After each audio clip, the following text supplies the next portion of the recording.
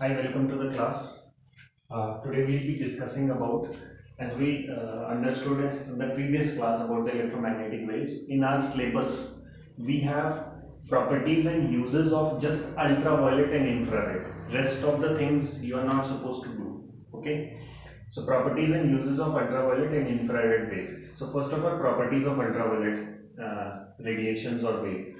Now you remember, as I told you, the common properties of five properties we discussed, common properties of all the electromagnetic waves.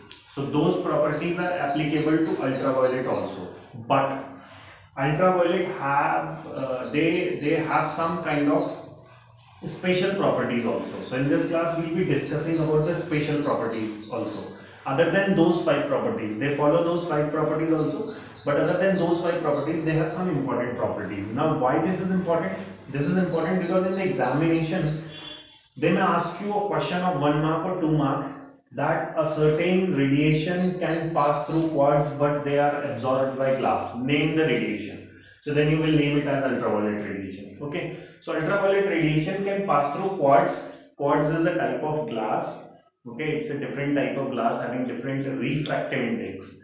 But they are absorbed by glass. The glass which we use normally. So quartz is like crystal kind of thing. So they can pass through quartz but they are absorbed by the glass. They are usually scattered by dust particles in atmosphere. Our atmosphere has dust particles and they are scattered by dust particles. It means they are absorbed and re-emit in different directions by the dust particles. They strongly affect the photographic plate as they are chemically more active. These radiations are chemically more active, so they affect the photographic plate. They produce fluorescence.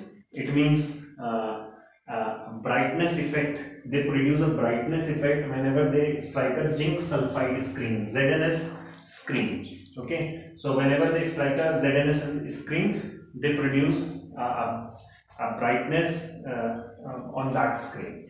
So these are the certain properties which we need to understand other than those five properties which we discussed in the previous class for ultraviolet radiations. Now I'll be telling you about the uses of ultraviolet radiations. So uses of ultraviolet. First, use for sterilizing purposes, for sterilizing medical equipments. This ultraviolet is used for detecting the purity of gems, eggs, ghee, etc. So whenever something is related for checking the purity of any edible substance, we use ultraviolet, okay, like egg and ghee. In producing vitamin D in food, again food has come, edible substances. So whenever there is a case where we have to detect something regarding the edible substances, we use ultraviolet. So these are the three important uses of ultraviolet which we need to keep in mind. They might ask you questions on this part. Properties of IR.